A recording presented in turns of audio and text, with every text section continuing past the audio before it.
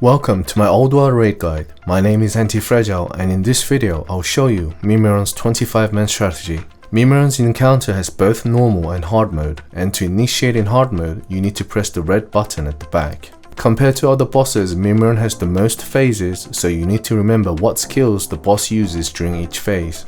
In the first phase, you will face Leviathan MK2, and the main tank will tank the boss in the middle. The boss uses the following abilities. First skill is proximity mines that places landmines around the boss. The off tanks need to remove some of the landmines to create rooms for melees to move out during the encounter. These landmines can be quite deadly when hit in a row, so healers need to stay alert. Second skill is Shock Blast, which inflicts heavy nature damage to all enemies within 15 yards. So all melee class, including tanks, need to move out, which is why the off tanks need to clear path by removing the landmines. Third skill is Napalm Shell, which targets a random member located 15 yards from the boss. This skill inflicts heavy fire damage and an additional periodic damage, so the healers need to heal the target to avoid death.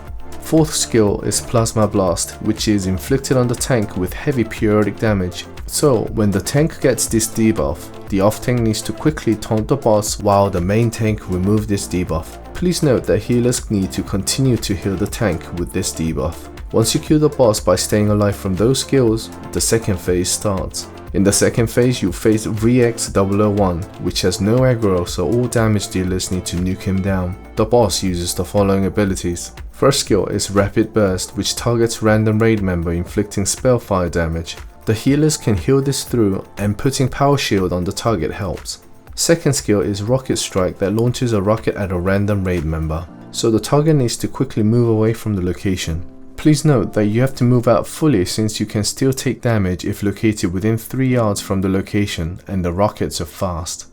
Third skill is Laser Barrage that fires laser beam from the fixed location and rotates clockwise, so you need to quickly run away from the laser beam by moving clockwise. Lastly, Hit Wave is a raid-wide fire damage skill that inflicts everyone with periodic damage, so healers need to top up all members' health. In the third phase, you will face Aerial Command Unit that can only be targeted by casters, so you need to assign one caster to build aggro. Other casters can start dealing damage to the boss, while tanks and melees kill the mobs that spawn during the encounter. During this phase, 3 mobs join the fight, so it would help if you assign tanks to be responsible for each mobs. When you see an orange spotlight, Assault Bot spawns from this location and uses magnetic field on the target that locks them in place and takes an extra 30% damage. So all members need to interrupt and stun this mob while nuking it down. The healers need to make sure that the tank don't die from this skill by topping his health to max. Once killed, this mob drops a magnetic core that brings the boss to the ground while taking an additional 50% damage. So you will want to assign one member to loot 2 of these and use it on the boss when all mobs are dead. All melees need to nuke the boss at this stage, and when the boss flies into the air, the assigned member needs to use another one to bring him down to finish him off. The bomb bot is dropped from the boss that explodes when inflicted, so the off tank needs to quickly pick this mob up and kill it before reaching any raid members. In the green spotlight, the junk bot is spawned, which is no threat to the raid, so place him next to the assault bot to DPS him down. Once you kill the aerial command unit, the final phase starts. The final phase brings all 3 parts together, where you will face them again with same skills. But the boss won't use Napalm Shell and Plasma Blast and Hit Wave that soaked everyone's health.